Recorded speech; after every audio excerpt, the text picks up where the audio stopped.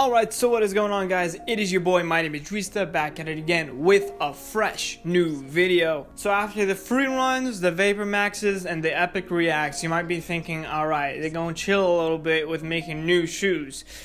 Psych! Nike is back at it again with another shoe, just like your boy my name is Drista is back at it again with a brand new video. So what we have right here are the Nike Joyrides, which could be the nail in the coffin for the Ultraboosts. But before we determine that, let's just spit some facts for y'all. The price point for these babies is $180 US, similar price point to the Adidas Ultraboost. It's only available for Nike Plus members, but don't worry, it'll release globally on August 15th. So to all my boys in Antarctica, don't worry, the drip will be on its way, just hang in there. So the big hype about these shoes is that the soles are filled with nerds. Yes, nerds the candy. Psych! Nah, but for real though, it's made out of beads. 10,000 plus beads to be exact. And because of these beads, this shoe takes on 14% more absorption impact than the Nike Pegasus 36 and the Nike Epic React FK2s. Both really respectable shoes in the running game. So the main thing about these cases that makes running much more enjoyable. Hence the name Joyride. Huh? Yeah, I get it. Joyride?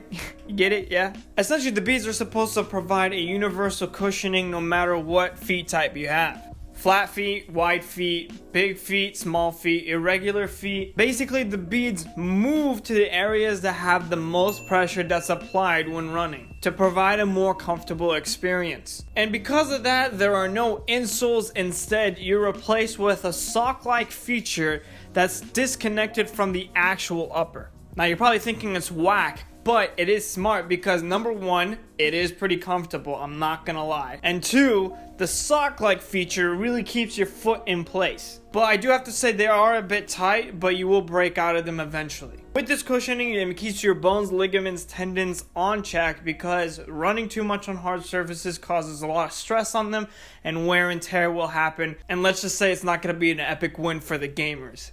I can't believe I just said that. And in the night view, you can see the shoe has a little bit of reflectivity here and there, and the orange colorway does make it pop out a little bit. So that's that for you nighttime runners. Now with comfort, I put it at a 5 out of 5. This will definitely be a huge jab to the face with the Ultraboost. I can't tell which one's more comfortable than the other. You're just gonna have to try them out yourself. With durability, I give it a 3.5 out of 5. Most Nike shoes are known to last for a long time, and the quality of this shoe seems like it will. But because the shoe has little to no traction, I feel like if you run on uneven surfaces, it will cause some wear and tear, so keep that in mind. Now with water resistancy, I'll give it a 2 out of 5 because, you know, some water will seep in for sure, but you won't get drenched unless you step on a huge puddle. And we cannot forget about the drip index. This will be a 1.5 out of 5.